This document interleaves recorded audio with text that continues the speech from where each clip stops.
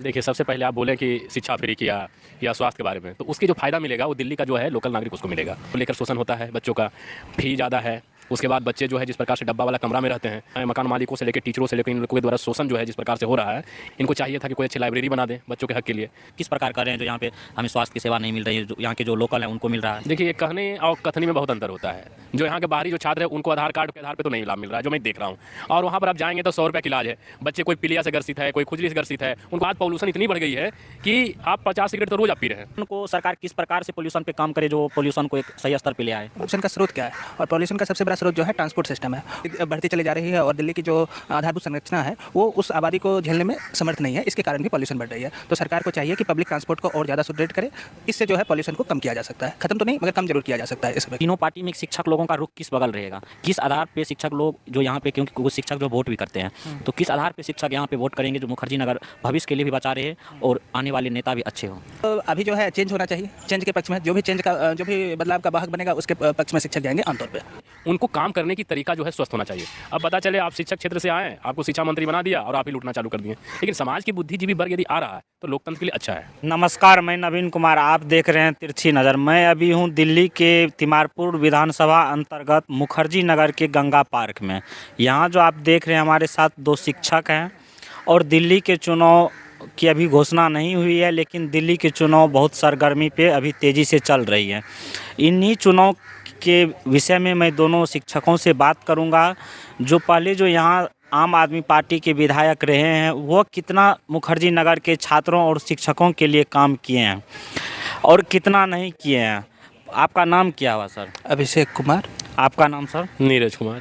Sir, पहला सवाल है, आप दोनों शिक्षक, आप किस सब्जेक्ट के शिक्षक हैं सर? मैं पॉलिटिकल साइंस पढ़ाता हूँ। आप सर? हिस्ट्री। यहाँ सबसे पहला सवाल है सर, जो आम आदमी पार्टी जो सभी के लिए, छात्रों के लिए फ्री शिक्षा की व्यवस्था करवाए हैं, स्वास्थ्य पे काम करवाए हैं, बोल रहे हैं मैं रोज़गार पे भी बहुत काम किया हूँ। यहाँ पे दिल्ली में जो तिमारपुर विधानसभा है और यहाँ पे छात्रों का बहुत बड़ी भीड़ रहती है, मुखर्जी नगर, जो यूपीएससी करने वाले छात्र होते हैं।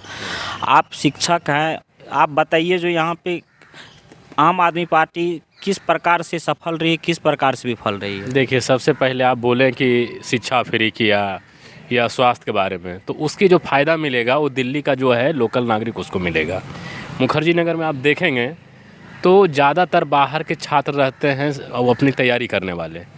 यदि आप देखेंगे तो बाहर के छात्रों की दृष्टि से देखेंगे तो इनकी असफलता ही कह सकते हैं। रूम रेंट को लेकर शोषण होता है बच्चों का, फ़ी ज़्यादा है। उसके बाद बच्चे जो है जिस प्रकार से डब्बा वाला कमरा में रहते हैं, तो ये सब। उसके बाद पॉल्यूशन है, उसके बाद इनकी स्वास्थ्य है, मतलब मकान मालिकों से लेकर टीचरों से लेकर इन लोगों के द्वारा शोषण जो है जिस प्रकार से हो रहा है, इन बच्चों को दृष्टि से देखें तो सरकार सफल तो नहीं रही है। इनको चाहिए था कि कोई अच्छी लाइब्रेरी बना दें बच्चों के हक के लिए। हाँ, जो प्रॉपर नागरिक हैं, जो रेवड़ी की राजनीतिक समर्थन करते हैं कि फ्री में हमको 2100 रुपया मिल जाए, फ्री में हमको ये चीज़ें मिल जाए, तो उनके लिए तो सफल रहे हैं। लेकिन बाहर के जो प्रॉपर दूसरे छात्र के हिसाब से देखेंगे तो ये सरकार असफल रही है। इनका फीडबैक हम कहीं ना कहीं हम नेगेटिव ही देंगे। जैसा कि सर आप बोले यहाँ के लोकल नागरिकों को शिक्षा का लाभ मिल रहा है। केजरीवाल जी वादा करते हैं और हर डिबेट में भी बताते हैं और हर एक मीडिया चैनल पे बताते हैं, मैं पूरे देश के जो लोग यहाँ रहते हैं सभी के लिए मैं स्वास्थ्य फ्री कर रखा हूँ, आप आधार कार्ड लेके आइए और अपनी स्वास्थ्य सेवा की लाभ उठाइए। आप किस प्रकार कर रहे हैं जो यहाँ पे हमें स्वास्थ्य की सेवा नहीं मिल रही है, जो यहाँ के जो लोकल हैं उनको मिल रहा है? देखिए, ये कहने और कथनी में बहुत अंतर होता है। जो यहाँ के बाहरी जो छात्र है उनको आधार कार्ड के आधार पे तो नहीं लाभ मिल रहा है, जो मैं देख रहा हूँ। और वहाँ पर आप जाएंगे तो 100 रुपये का इलाज है। बच्चे कोई पीलिया से ग्रसित है, कोई खुजली से ग्रसित है, उनको रेफ़र करके कहाँ भेज दिया जाता है? हिंदू राव अस्पताल में, दूसरे अस्पताल में। वहाँ पर भी इनके इलाज नहीं होते हैं, तो उनके लिए तो सही नहीं है। हाँ, जो छोटे मोटे हैं, जिनको खांसी है, दवाई है, थोड़ा बहुत कफ है, उनके लिए अच्छा है। तो कह देने से कि हम नॉर्वे मॉडल बना दिए हैं, this is not possible. Norway model नहीं हो पाया है।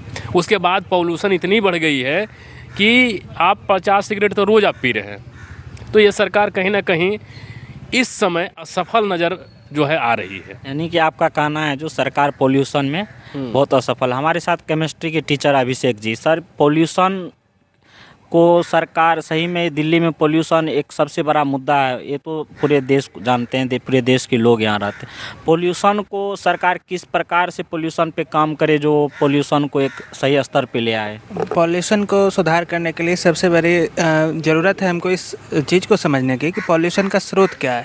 और पॉल्यूशन का सबसे बड़ा स्रोत जो है ट्रांसपोर्ट सिस्टम है, और इसको रिड्यूस करने के लिए सबसे अच्छा है कि हमको अपने पब्लिक ट्रांसपोर्ट को सुधारना होगा। जबकि हम देख रहे हैं 11 वर्षों से दिल्ली की जो पब्लिक ट्रांसपोर्ट है उसकी हालत खस्ता होती चली गई है। डीटीसी की बसें कमी हो गई है, किसी रूट पे बस ही नहीं है। इसके कारण जो है पॉल्यूशन दिल्ली में सुधर नहीं पा रहे। तीसरा जो है सड़कों की हाल बहुत बुरी हो गई है, इसके वजह से भी पॉल्यूशन काफ़ी ज़्यादा बढ़ रहा है। सड़कों पे यानी कि जो इंफ्रास्ट्रक्चर को विस्तार करने के लिए जो खर्च होना चाहिए था वो खर्च नहीं हो पा रहा है। यहाँ पर राजस्व खर्च बढ़ रहा है, जो आधारभूत संरचनाओं के विकास पे खर्च होना चाहिए वो विकास उस पर खर्च नहीं किया जाने के कारण जो है विकास नहीं हो पा रहा है, इसलिए भी पॉल्यूशन बढ़ रही है। और आबादी बढ़ती चली जा रही है और दिल्ली की जो आधारभूत संरचना है वो उस आबादी को झेलने में समर्थ नहीं है, इसके कारण भी पॉल्यूशन बढ़ रही है। तो सरकार को चाहिए कि पब्लिक ट्रांसपोर्ट को और ज़्यादा सुदृढ़ करे, इससे जो है पॉल्यूशन को कम किया जा सकता है। ख़त्म तो नहीं मगर कम ज़रूर किया जा सकता है इस अपेक्षा।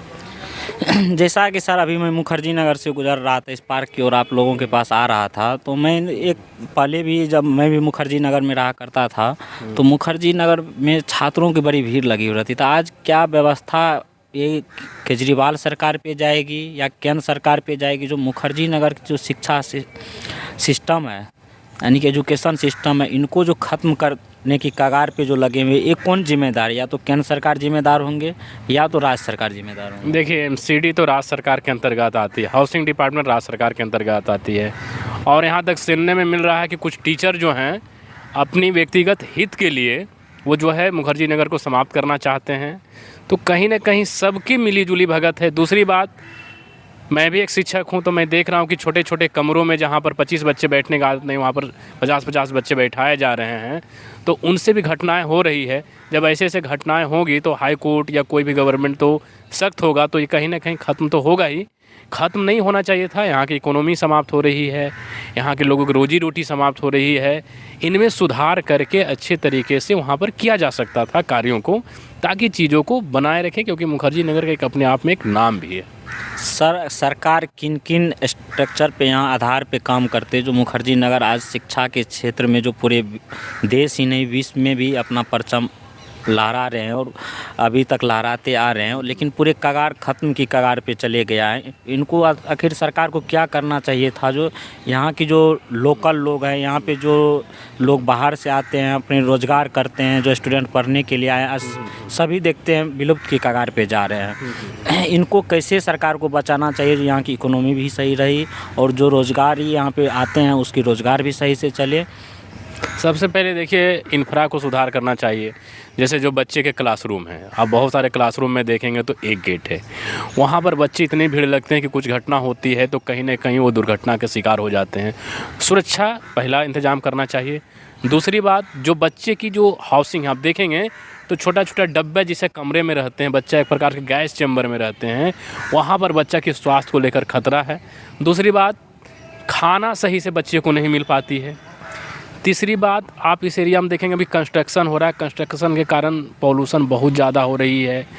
तो इन सब जैसे मुद्दों को, उसके बाद जो यहाँ की नेगेटिविटी फैल गई है कि इसको लेकर सरकार को आकर इन पे आगे बढ़ना चाहिए और कोचिंग या इंस्टीट्यूट के मालिकों के लिए एक रेगुलेशन जारी करना चाहिए कि बच्चों के भविष्य के साथ खिलवाड़ नहीं होना चाहिए, क्योंकि बच्चे देश के भविष्य होते हैं। यदि भविष्य के साथ खिलवाड़ करेंगे तो राष्ट्र या कोई देश आगे नहीं बढ़ सकता है। तो इंफ्रा से लेके, सेफ्टी से लेके, एनवायरनमेंट से लेके, हेल्थ से लेके एजुकेशन सिस्टम में सुधार करनी चाहिए, ताकि मुखर्जी नगर का अपना नाम बचा जा सके। जैसा कि सर ये तो जो सिस्टम है इनको सुधारने के लिए अधिकारी जिम्मेदार होते हैं और यहाँ के नेता, लोकल जो नेता होते हैं, यहाँ के जो विधायक हैं दिलीप पांडे जी, और यहाँ ये मुखर्जी नगर उत्तरी पूर्वी लोकसभा में आते हैं, यहाँ से 3 बार के सांसद रह चुके हैं मनोज तिवारी जी। क्या नेता लोग इस छात्रों के बीच, यहाँ पे पहले मैं देखा था आंदोलन भी शुरू हुआ था, क्या ये नेता छात्रों के बीच आए थे जो मैं मुखर्जी नगर के बचाऊंगा, सेव मुखर्जी नगर का नारा लग रहा था? क्या सेव मुखर्जी नगर ये नेता किए हैं? देखिए, कथनी और करनी में अंतर होता है। मैं जो देख रहा हूँ, सबसे बड़ी चीज़ ये है कि जनप्रतिनिधि भी उतने जिम्मेदार हैं जितने जनता जिम्मेदार हैं। यदि शिक्षक जनता यहाँ के अच्छे तरीके से आते हैं, जनप्रतिनिधि पे दबाव बनाते हैं, तो जनप्रतिनिधि भी इस पे काम करते हैं। जनप्रतिनिधि कहाँ से आते हैं? कोई एलियन तो होते नहीं हैं। जनप्रतिनिधि हमारे समाज के बीच से ही तो आते हैं, अधिकारी हमारे समाज से तो बीच के आते हैं। ये लोग चाहेंगे तो बचा लेंगे, लेकिन कोशिश करनी चाहिए बचाने की।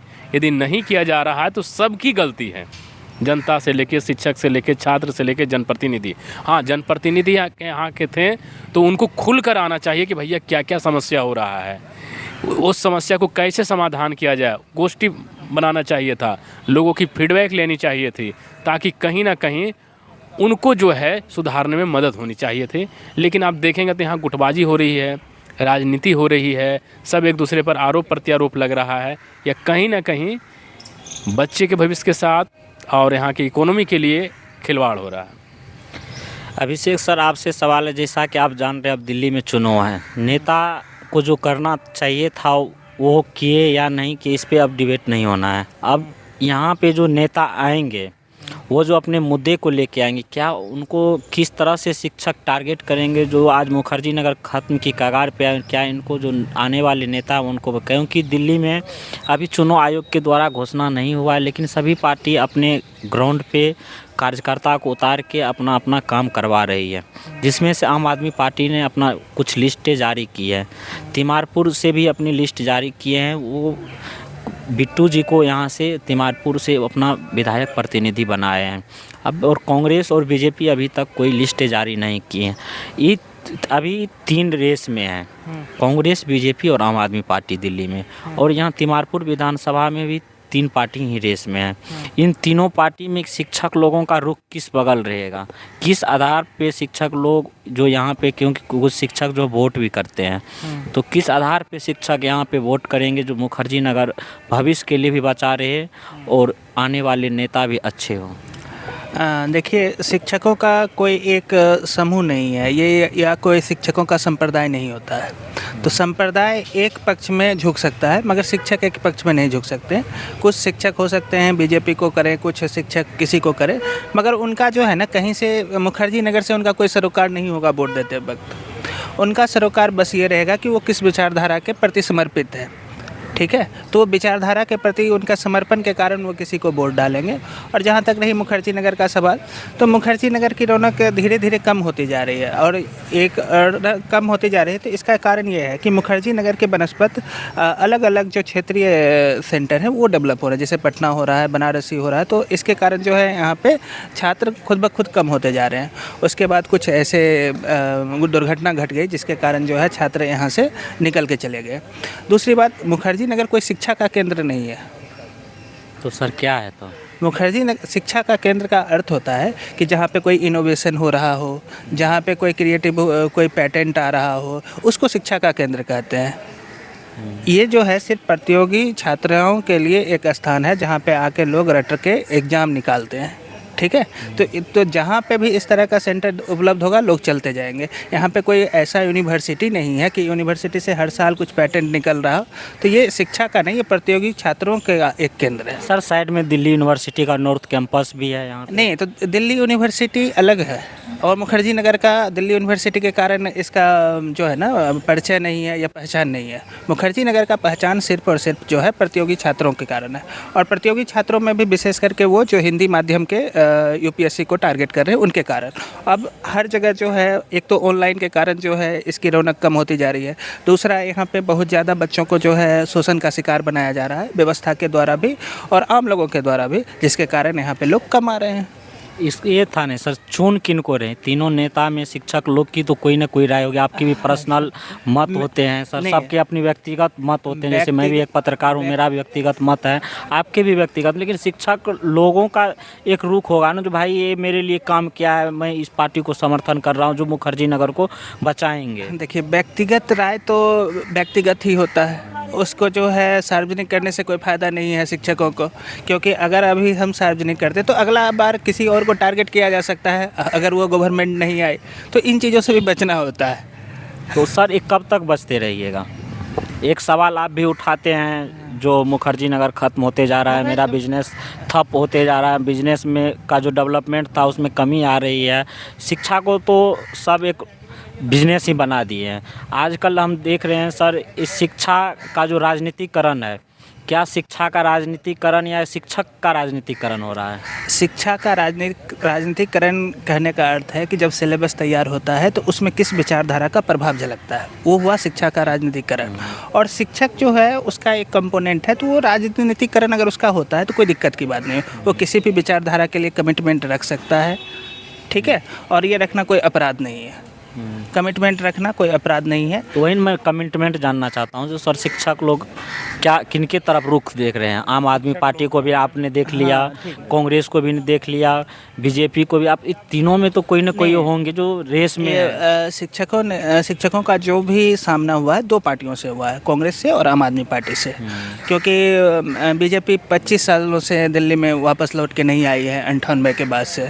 तो अभी जो है चेंज होना चाहिए, चेंज के पक्ष में जो भी बदलाव का वाहक बनेगा उसके पक्ष में शिक्षक जाएंगे आमतौर पे। तो यहाँ पे आपको सर क्या लगता है कि किनको आना चाहिए? जैसे अभिषेक सर का कहना है, जो कांग्रेस को भी देख लिए, बीजेपी 25 सालों से नहीं, आम आदमी पार्टी को भी देख लिया, जो उनको इंफ्रास्ट्रक्चर जो वो वादे करके आए थे उनको पूरा करने में आप भी कर रहे हैं, जो सफल नहीं हो रहे हैं।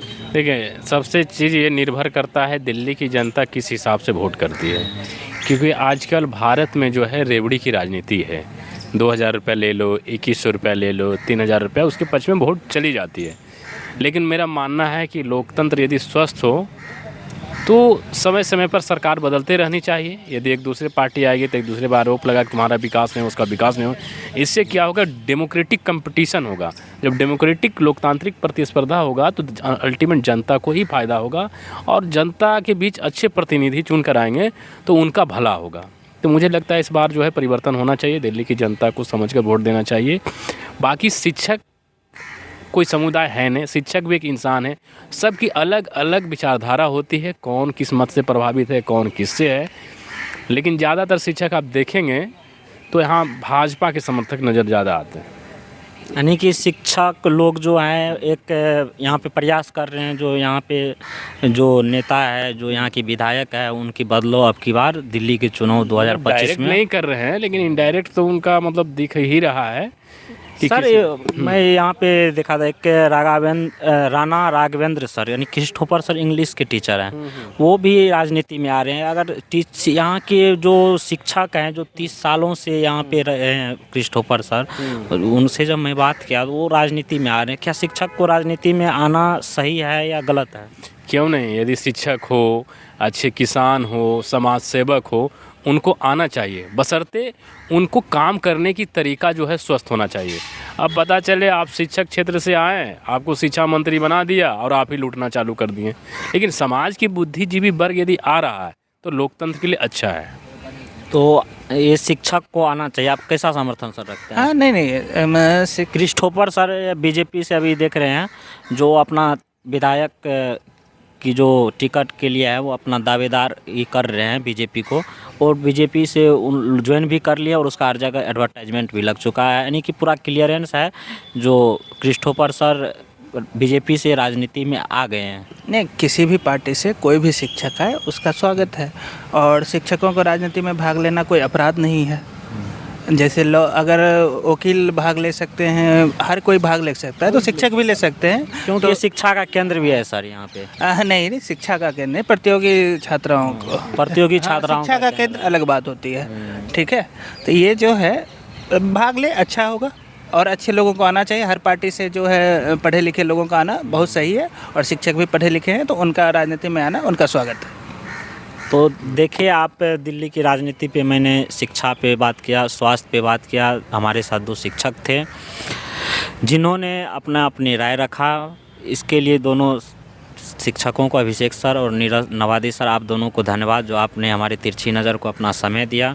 ये तो दोस्तों देखना होगा जो कौन अब की बार आते हैं। ये तो चुनाव के जब टिकट अभी तक अनाउंस भी नहीं, जब जीतेंगे तो पता चल जाएगा जो आप आएंगे या कांग्रेस आएंगे या बीजेपी आएंगे, ये तो चुनाव के बाद हम उन लोगों को देखना होगा।